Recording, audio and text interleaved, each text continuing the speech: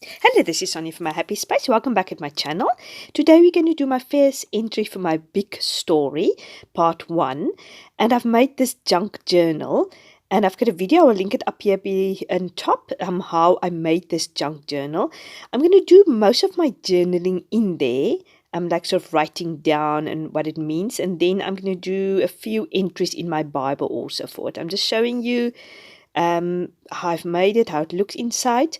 Here in front I've got a little pocket which I've put the badges and the journaling spots and some title pieces, just to have a little place where I can keep everything. I'm just going through it to see if I'm going to take anything out of there which I'm going to use in my entry. At this stage I'm thinking of doing sort of a pattern quilt piece like many people has done. I was totally inspired by people. I'm just getting my bads out. I was not actually sure which bads I was supposed to take, but I took out the pattern. What I'm going to do is I've worked for the first 2 prompts or first 2 weeks from this in this devotional kit. So I'm going to sort of combine the main lessons which I've got from these 2 prompts.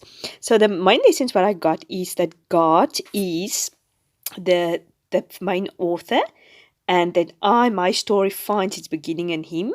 And then I like the fact that she said that the Bible has 40 authors and over 1,500 years it spans. And then we had to look at Genesis 1 and look at things what stood out for what we can learn from God. And that's a good tool to use in the future to read Bible passages what we can learn from God. And that just to see what can I take out of it is a little feel-good thing for me. And then I've just, as I said, I've just put things in that stood for me, that and the second prompt, it's God that wants to dwell with us. But I'll talk a little bit later about all these things, what I got out of the devotion. So as I said, I'm just going to combine these 2 prompts, the main ideas, in my entry.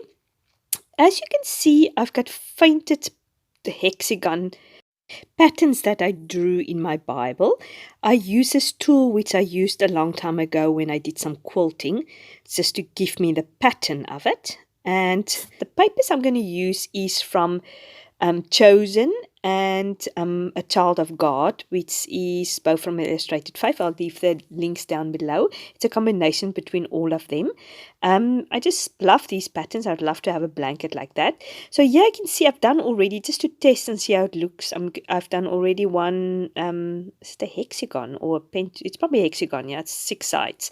And then I've just done sewing around it, and I'm just going to sort of fill the blanks, and then I'm going to take the 5 or 6 main themes that stood out, and I'm going to just journal it on top of that hexagons, and I'm going to put the main bold titles on top of it.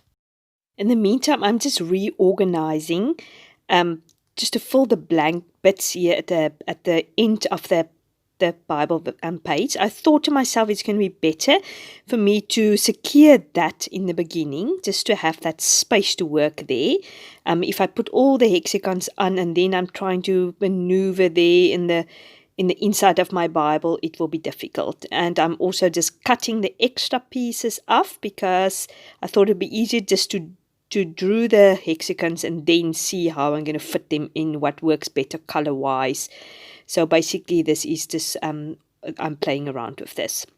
Here's where I'm securing the inside. In the beginning, I thought I'm going to use double-sided tape, because I didn't want to use clear glue, which I thought will probably work better than Pritt, because it's or glue stick. It's very difficult to get it to keep sticking down there with glue stick. So I thought I'm going to use clear glue, but then I thought no, it warped the page. But at the end I've used some watercoloring also, so I could have just from the start I could have actually used clear glue. So now what I'm going to do is I got this watercoloring set. It's a new set. I bought it at a local sort of stationery shop for our South African my South African viewers. It's Typo, and it was on sale, so I got it for fairly cheap. But what I like about it is it gives very, very vibrant colors. At the moment, you can't really see it, but if at the end you will see what I mean. It's much more vibrant than my watercoloring paint. Like, for instance, this beautiful blue and the yellow I'm going to use is also very, very nice and vibrant. So I like that. I don't think it's a brilliant quality. You're definitely not going to do brilliant watercoloring with it. But for this type of things, when you want a nice, vibrant color, I think this watercoloring set is perfect. That is really one of my aims. I want to get a little bit better in watercoloring, and I want to invest in a better watercoloring with more colors. At the moment, I need to sort of mix colors quite a lot. So as you can see, it's done now. It's nice and vibrant. It almost looks like crayons I've used. So that's what I like. I thought it just would look nice with the colors underneath. The idea is to lift the hexagons up and see what I've put underneath, but at the end, when I did finish everything, you can't really lift the hexagons very well up, but I know what's underneath it. That, to me, that's important. So as I said, the main things I got out of it is God. So my first bold title is going to be God. And the main thing, as I said, about God is that He is the author and He is the main character of the Bible. And I think there's two ways of reading the Bible. You can read the Bible as if you are the hero and the main character in the Bible. So I think it's a very superficial and immature way to read the Bible, because you just look the whole time, what can I get? What can I get out of the Bible? What does God say to me again? But if you look at with a total different aspect to it, that God is the author, He's the main character, and what can I learn more from Him? And how can I adore and worship Him and forget totally of yourself? And then your story is just fitting in with God. So that is the one thing. Then, as you see, the other hexagon, which I've just lifted up now, is consistent. And this is actually where I am journaling. I'm journaling in Malachi 3 verse 6 that says, "For I, the Lord, do not change." So that's just a little bit, the first bit of the verse, and that's just stood of that God is consistent. He is today, He was yesterday, today, and tomorrow is always the same, and that is something wonderful to hold onto. We know He's not this erratic person who changes his mind every 5 minutes. He's this constant, steadfast, loving, and powerful God. So that is the next thing that I got out of it. Then the other thing is He wants to dwell with us.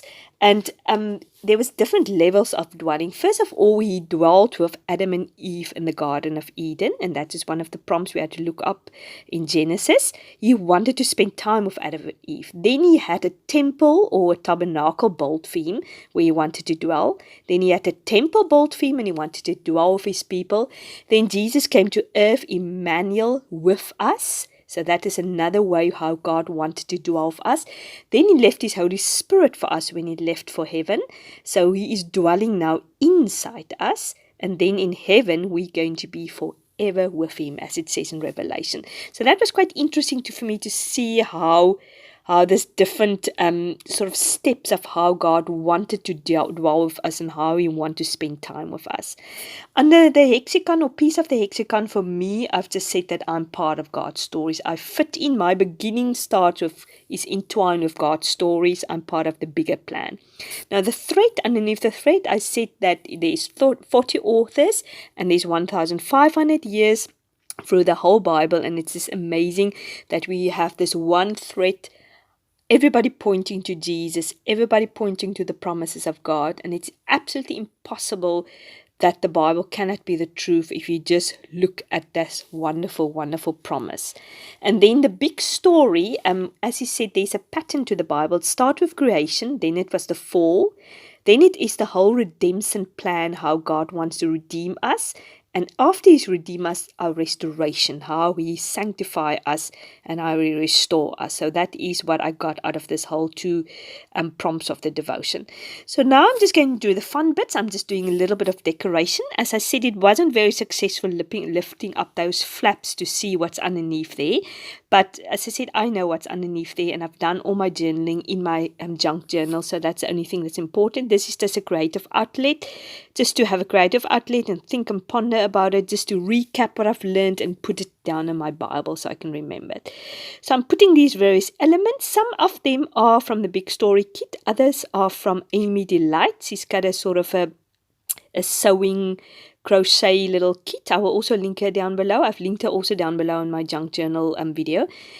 So yeah, I just made use of various things, and then you can see I've got this cute little scissors which I bought at a little craft shop, which I just thought would look beautiful on there, and it keeps absolutely that little flap close, so it doesn't lift up the moment every moment.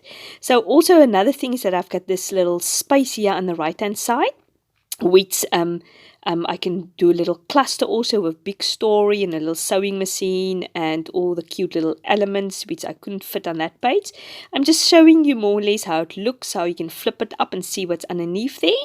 So yeah, I hope you enjoyed this entry. I hope you're inspired to do. Also, get the kit if you haven't. I really must say I enjoy this devotion. It's nice just to see the bigger eagle's eye view over the Bible. I'm looking forward to the next 2 prompts. I'll probably do another video at the end of the month about that before I start with the second part, the New Testament. In the meantime, I'm leaving you with some close-up photos. If you like this video, please give it a like. If you haven't subscribed, you know the drill. Just hit that subscribe button and remember to hit the bell also, so you can know when I download some videos. I usually do it on Wednesdays Wednesdays and Saturdays. Yeah, and I hope to see you soon. Have a great day. Lots of love.